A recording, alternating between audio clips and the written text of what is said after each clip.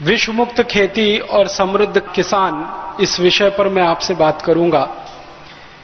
हमारे भारत देश में एक बहुत पुरानी कहावत है और उस कहावत में ऐसा कहा जाता है, उत्तम खेती मध्यम बान, करे चाकरी कुकर निदान। ये हिंदी में कहावत है।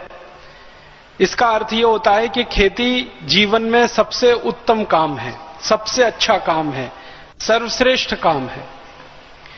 और व्यापार करना मध्यम दर्जे का काम है, बीच के स्तर का काम है। और नौकरी करना किसी की भी, ये सबसे निचले दर्जे का काम है। इसको कुत्ते जैसा काम माना गया है कि जो कुत्ता करता है वो काम नौकरी करने जैसा है। करे चाकरी कुकर निदान, कुकर कुत्ते को कहते हैं। तो हमारे यहां नौकरी करना सबसे खराब काम है, व्यापार करना उससे थोड़ा बेहतर काम है, और खेती करना सबसे अच्छा, सबसे उत्तम काम है। ये भारत में हजारों साल से चला आया। लेकिन पिछले 25-30 वर्षों में कुछ उल्टा हो गया हमारे देश में।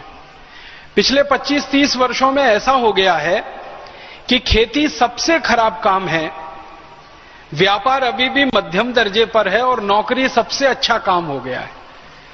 इस देश में जो भी बेरोजगार किसी व्यक्ति को आप मिलेंगे और पूछेंगे भाई क्या करना चाहते हो, तो नौकरी करना चाहता है। अच्छी खासी पढ़ाई लिखाई करके भी नौकरी ही करना चाहता है। बड़े बड़े हमारे देश के विद्यार्थी, बड़े बड़े से मतलब जो इंजीनियरिंग पढ़ते हैं, मैनेजमेंट की पढ़ाई करते हैं, डॉक्टरी की पढ़ाई करते हैं, 5-7 साल लगातार मेहनत करते हैं, लाखों करोड़ों रुपए खर्च करते हैं, उनसे भी पूछो तो वो भी नौकरी करना ही चाहते हैं। किसी न किसी नौकरी में उनको जगह मिल जाए, सरकार की नौकरी हो या निजी क्षेत्र की हो, प्राइवेट सेक्टर की हो, तो नौकरी इस समय सबसे अच्छा काम हो गया भारत में। व्यापार अभी भी मध्यम दर्जे पर है, और खेती सबसे खराब काम हो गया। खेती सबसे खराब काम क्यों हो गया हमारे देश में? उसका कारण यह है कि जो खेती सबसे अच्छा हुआ करता था आज से 40 साल पहले, वो अब सबसे खराब है, क्योंकि खेती में खर्चा तो बहुत बढ़ गया, आमदनी नहीं बढ़ी। जिस अनुपात में खर्चा बढ़ा, उस अनुपात में आमदनी नहीं बढ़ी। हमारे किसान जो खेती करते हैं इस देश में, उनका पिछले 20-25 वर्षों में कितना खर्चा बढ़ा है, आप अंदाजा लगाना चाहें तो कुछ आंकड़े बताता हूं। हमारे किसान खेती करते हैं, सबसे ज्यादा खर्चा करते हैं वो urea, DAP, super phosphate, single super phosphate, रासायनिक खाद खरीदने में। ये जो रासायनिक खादें हैं पिछले सालों में कितनी महंगी हुई हैं। 1990-91 में यूरिया का एक पैकेट लगभग 60 से 70 रुपए के बीच में आता था, और एक पैकेट 50 किलो का होता था। अब 2009 में वो यूरिया का पैकेट खरीदें तो लगभग 270 रुपए का आता है। वो सरकारी आंकड़ा है। और अगर गैर सरकारी आंकड़े की बात करूं तो यूरिया का 50 किलो का बोरा 350-400 रुपए तक भी बिकता जाता है हमारे देश में, जिसको ब्लैक में बिक्री हम कहते हैं। इसी तरह एक जमाने में 3-4 रुपए किलो तक डीएपी आता था, अब वो डीएपी 23 रुपए किलो है। एक जमाने में 2-2.5 रुपए किलो का सिंगल सुपर फॉस्फेट होता था, 40 रुपए किलो है। माने अगर आप इसको अनुपात में निकालें या गुने में निकालें तो यूरिया पिछले 10-15 वर्षों में 7 गुना महंगा हो गया, डीएपी तो लगभग 8 से 9 गुना महंगा हो गया, सिंगल सुपर फॉस्फेट 7-8 गुना महंगा हो गया। इसी तरह से किसान के काम आने वाला डीजल, जो कभी 3-3.5 रुपए लीटर बिका करता था, अब 38-40 रुपए लीटर, 10 गुना महंगा हो गया। माने किसान के खर्चे लगातार बढ़ रहे हैं, 5 गुने, 7 गुने, 8 गुने, 10 गुने।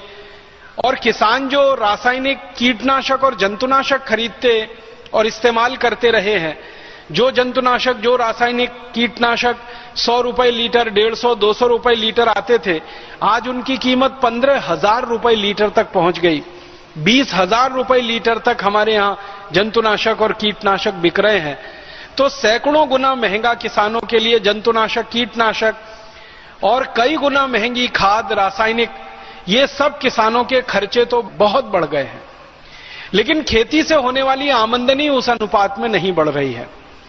किसान का गेहूं आज से करीब 15-16 साल पहले 7 से 8 रुपए किलो बिकता था, अब वो 10 रुपए किलो है।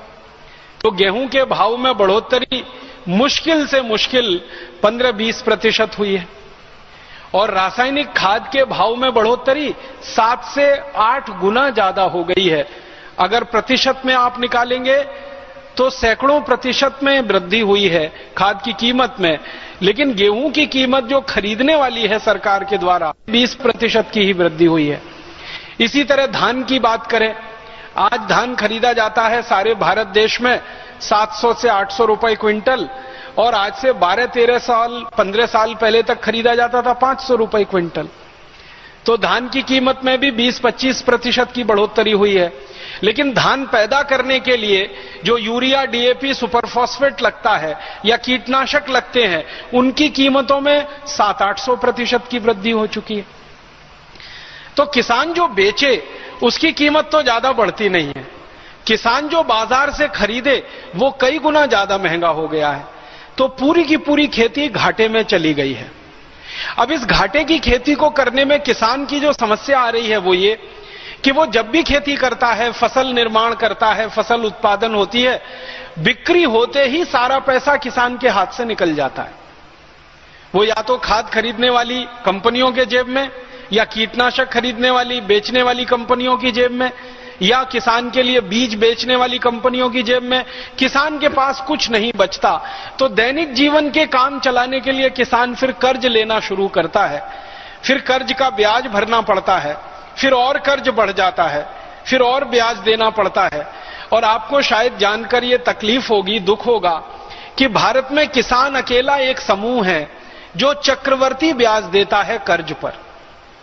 हम शहरों में रहते हैं और शहरों में रहने के लिए मकान बनाना पड़ता है, बैंक से कर्ज लेते हैं, साधारण ब्याज दर पर हमें बैंक का कर्ज मिल जाता है। हम शहरों में रहते हैं, गाड़ियां चाहिए हमको, गाड़ी खरीदने के लिए साधारण ब्याज दर पे कर्ज मिल जाता है।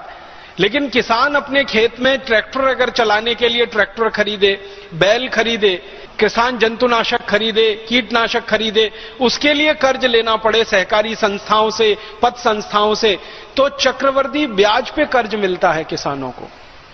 और आप जानते हैं चक्रवर्ती ब्याज दुनिया में सबसे खतरनाक होती है।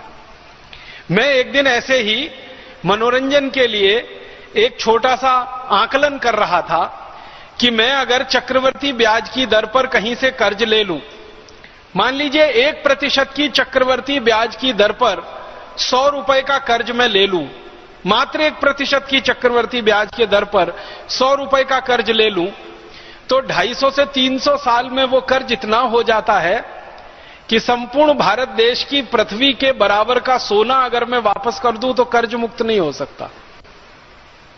इतना खतरनाक होता है चक्रवर्ती ब्याज का चक्कर। आप में से गणित के कोई विद्यार्थी रहे हो तो आप इसका अंदाजा लगा सकते हैं। हमारा किसान इसी चक्रवर्ती ब्याज के चक्कर में फंसा हुआ है।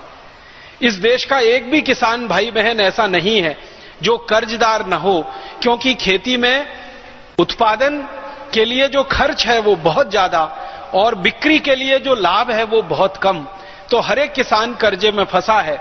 उस कर्जे के दुष्चक्र में अंतिम नतीजा जो निकलता है किसान के लिए वो ये कि जब वो किसी भी तरह से कर्ज वापस करने की स्थिति में नहीं होता तो उसका घर गिरवी रखता है, उसकी जमीन गिरवी रखी जाती है, उसके पत्नी के गहने जेवर गिरवी रखे जाते हैं, दागिने गिरवी रखे जाते हैं, अंत में गाय बैल भैंस उसके गिरवी रख जाते हैं। और जब सब कुछ गिरवी रख जाता है उसके बावजूद कर्जदार उसके दरवाजे पर आकर, साहूकार उसके दरवाजे पर आकर खड़ा हो जाता है वसूली के लिए, तो किसान को अपनी इज्जत बचाने के लिए एक ही रास्ता है, वो आत्महत्या कर लेता है। हमारे भारत देश में सरकार के आंकड़ों के अनुसार 56,000 किसान हर साल आत्महत्या करते हैं इस देश में। और सरकार खुद मानती है जो एफआईआर के रूप में दर्ज होते हैं वो 56,000 हैं। अगर एफआईआर ना हो और किसानों की आत्महत्याएं हों, सरकार को पता ही ना चले, पुलिस को रिपोर्ट ना कराई जाए, ऐसी आत्महत्याओं को जोड़ा जाए तो वो लाख से ऊपर निकलता है। हमारे देश के जो राज्य जहां सबसे ज्यादा किसानों की आत्महत्याएं हो रही हैं, पंजाब है, उसके बाद हरियाणा है, फिर आप महाराष्ट्र के हैं, महाराष्ट्र है, फिर आंध्र प्रदेश है, फिर कर्नाटक है, तमिलनाडु है, केरल है। ये ऐसे 6-7 राज्य सारे देश में बदनाम हो गए हैं किसानों की आत्महत्या के लिए।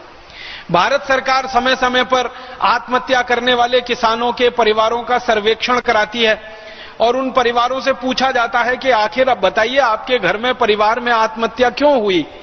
तो सभी परिवारों के मुंह से एक ही जवाब सुनने को मिलता है, वो ये कि हमारी पूरी खेती गिरवी रख गई, हमारे गाय बैल भैंस गिरवी रख गए, घर के आभूषण गहने गिरवी रखे जा चुके हैं, संपत्ति के नाम पर हमारे हाथ में कुछ नहीं है और साहूकार का कर्ज अभी बाकी है वो देना है, बैंक का कर्ज अभी बाकी है वो देना है और फसल इतनी अच्छी हुई नहीं है कि हम कर्ज पूरा वापस दे सकें।